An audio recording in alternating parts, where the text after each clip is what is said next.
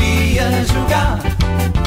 Pau era un drac màgic que vivia al fons del mar, però el sol s'avorria molt i sortia a jugar.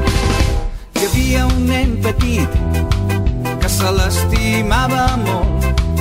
Es trobaven a la platja, tots jugant de sol a sol, i tots dos van preparar un viatge molt llarg, que volien anar a veure món tot travessant el mar.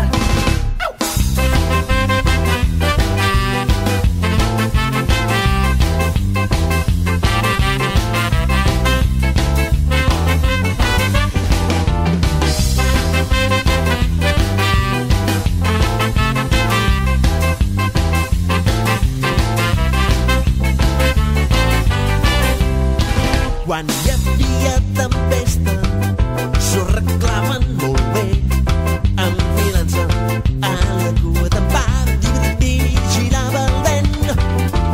Nobles, reis i prínceps s'inclinaven al seu pas, i quan en Pau els va fer un crit, els pirates van callar. Els dracs viuen per sempre, però els nens es fan grans.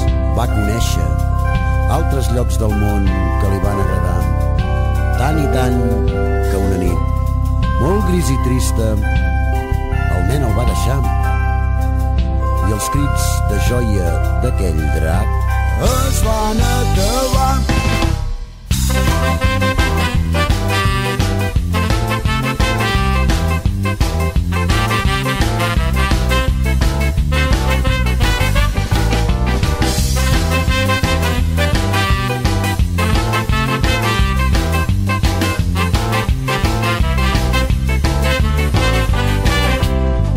I doblegant el seu llarg coll, en Pau es va allunyar.